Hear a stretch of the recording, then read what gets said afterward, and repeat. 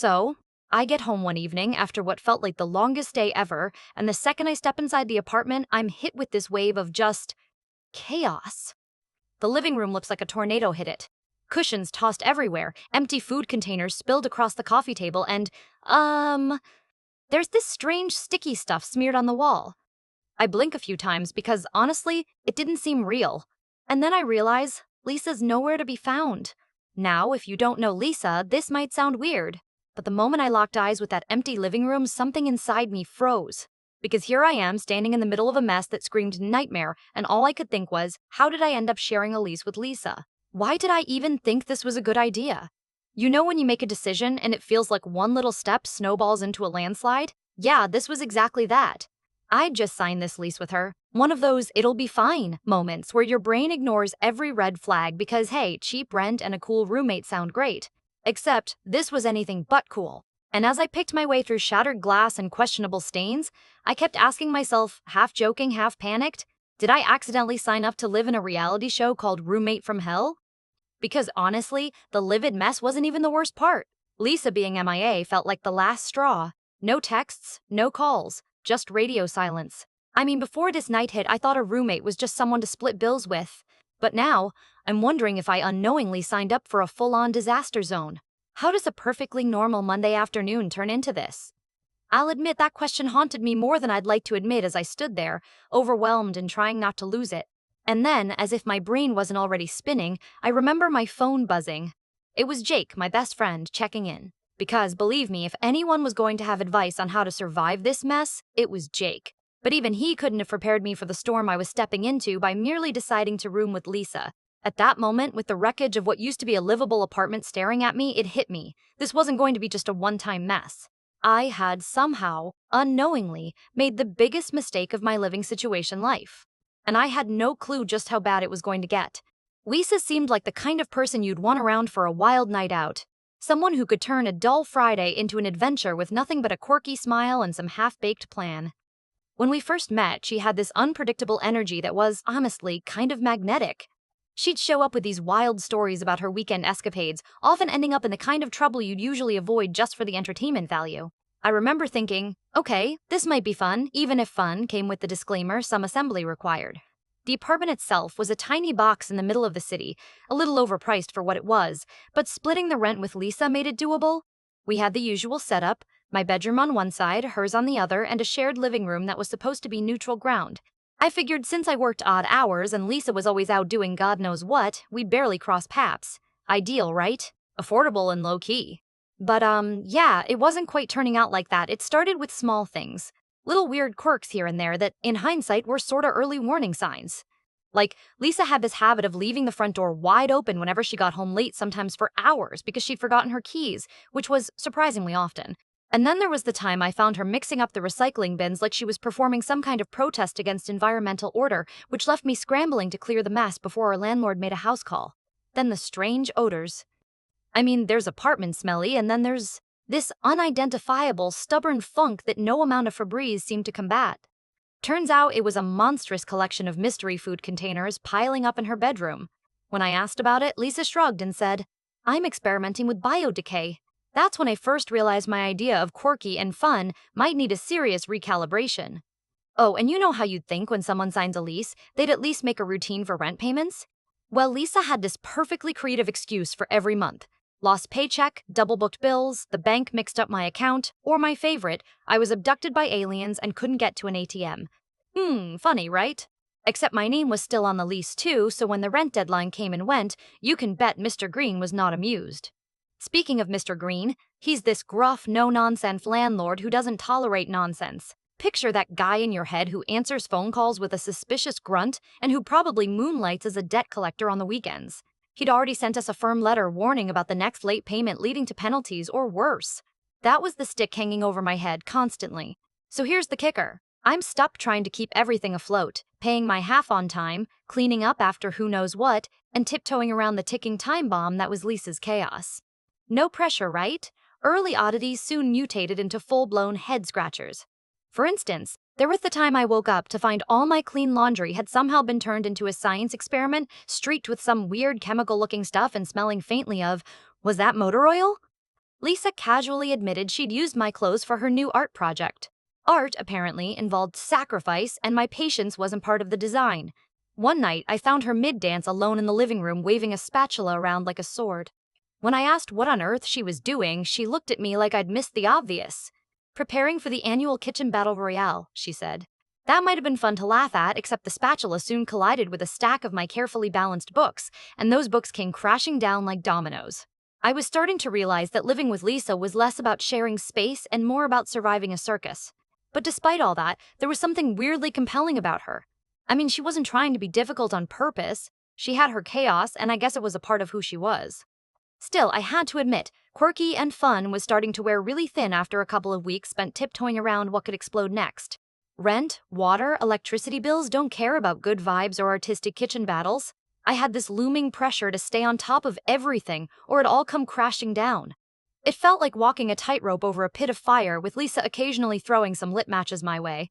And so, every day was this strange dance of trying to keep the apartment together, balancing my own sanity and hoping that Lisa's latest adventure wouldn't be the one to finally break the fragile peace. She was unpredictable, sure, like a storm on a calm day, but I still held on to hope that we could find some kind of truce that didn't involve me turning into a full-time cleanup crew or getting evicted. Just when I thought I could maybe adjust, the little weird incidents started piling on, creeping into moments when I least expected them. I'd glance over and see Lisa rummaging through my cupboard like it was her personal snack bar, or hear muffled voices and laughter late into the morning that didn't involve me. It was then that I knew this wasn't just an apartment with a roommate. This was setting the stage for a showdown. My living situation was quickly turning into the kind of fun nobody signs up for. I just had to figure out if I could survive long enough to get through it, or if this disaster was destined to bury me first. So, yeah, things didn't exactly improve after those early warning signs. Honestly, it felt like every day was a new chapter in this never-ending saga of chaos that Lisa orchestrated with a kind of stubborn enthusiasm I couldn't understand. It started with my favorite hoodie going missing. Now, I know what you're thinking. Maybe I just misplaced it. But no, I searched everywhere under the couch, behind the laundry basket, even in the fridge, because at this point, why not? I found out later that Lisa had borrowed it to wrap around one of her fragile experimental sculptures. When I confronted her, she just shrugged and said, "It adds character to the art, don't you think?" Yeah, character is one word for a stinky, stretched-out hoodie falling apart at the seams. And if that wasn't enough, the blame game kicked into high gear. Whenever something went missing or broke, I'd find her already in defensive mode, pointing fingers like she was some courtroom lawyer. Once, the Wi-Fi router mysteriously vanished for 2 days, right when I had a deadline for work. I paced around like a detective interrogating suspects, only to find Lisa lounging on the couch with her laptop, restraining a sly grin, acting as innocent as a kitten. "You took it, didn't you?" I asked. "No way." "Maybe the internet just needed a break," she replied with a wink that said she knew exactly what she was doing. No, Lisa. The internet doesn't need breaks when I'm about to throw my laptop out the window." Late-night parties were the next big escalation. At first, it was just the occasional music playing a little too loud, people laughing down the hall. I tried to tell myself, fine, everyone needs to unwind. But then those Friday nights morphed into a full-on carnival of noise, shouting, banging, someone yelling about tacos at 2 a.m., you name it. I was up half the nights, not because I wanted to be, but because every time I tried to sleep, it felt like I was trapped inside some bizarre reality show reunion episode. On one glorious occasion, I found Lisa's guests sitting on my couch stealing bites from my stash of emergency snacks. I mean, come on, is my pantry some kind of open bar now? When I finally got brave and asked her to keep it down, she got this look, the kind that says, "You just don't get it."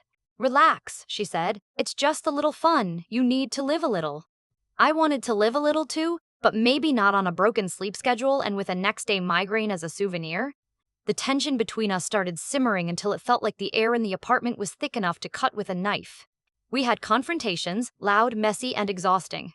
One time, after yet another sleepless night, I found myself yelling, "Why can't you just respect that I need peace sometimes?" She shot back, "Maybe if you weren't so boring, I wouldn't have to throw these parties." Yeah, that went exactly how you imagine. Neither of us really listening, just throwing words like grenades we never intended to actually use. I vented to Jake more times than I care to admit. He listened patiently, throwing in his classic laid-back wisdom mixed with sarcastic gems like, "Man, maybe just buy a tent and camp out somewhere, preferably not near Lisa." He carefully suggested a few solutions, like maybe talking to Mr. Green about the noise or even looking for a new place. Speaking of Mr. Green, getting him involved was like waving a flag on a battlefield. After a few complaints and warnings, the landlord dropped by one evening, his expression a mixture of exhausted and fed up. He took one look at the messy living room again, cushions tossed, half-empty bottles, remnants of what I can only describe as a questionable taco fiesta, and made it crystal clear that this nonsense was crossing a line. Rent had been late again, bills were piling, and the noise complaints kept flooding his phone. The message? Shape up or face penalties?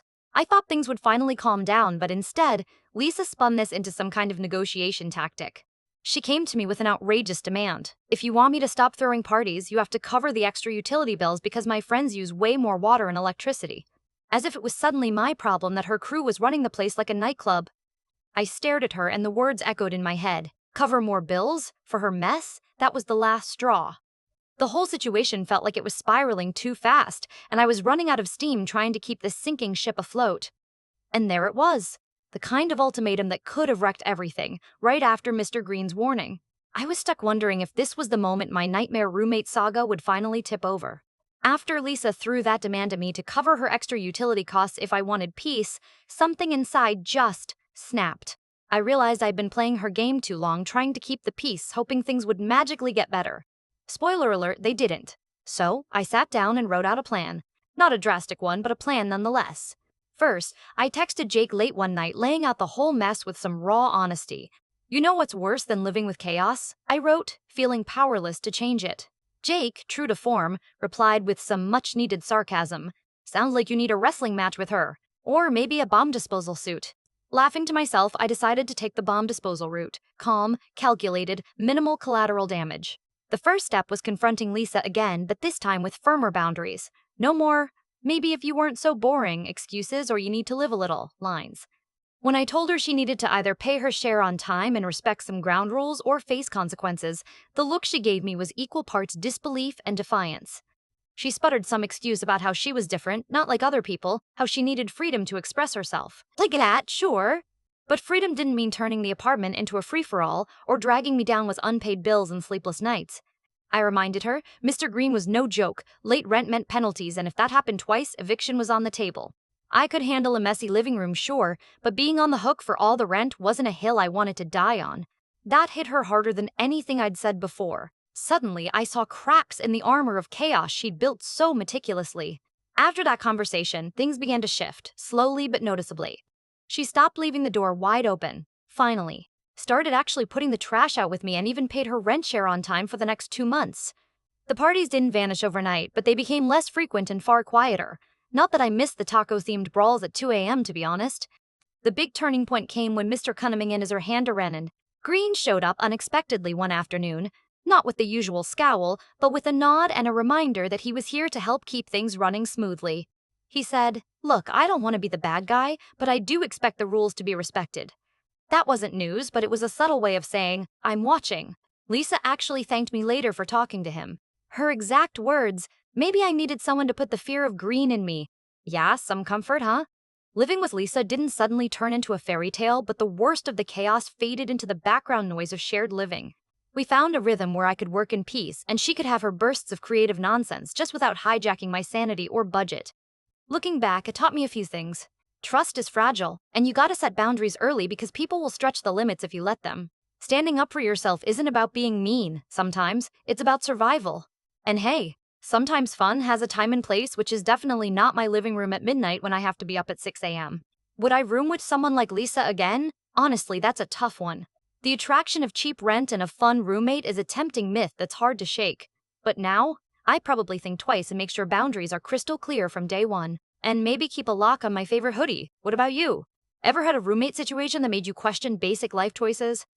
Because if there's one thing this ordeal proved, it's that sometimes the people you share a roof with can turn your world upside down in ways you never imagined. And that story? Well, it's one I'll be telling for a long time.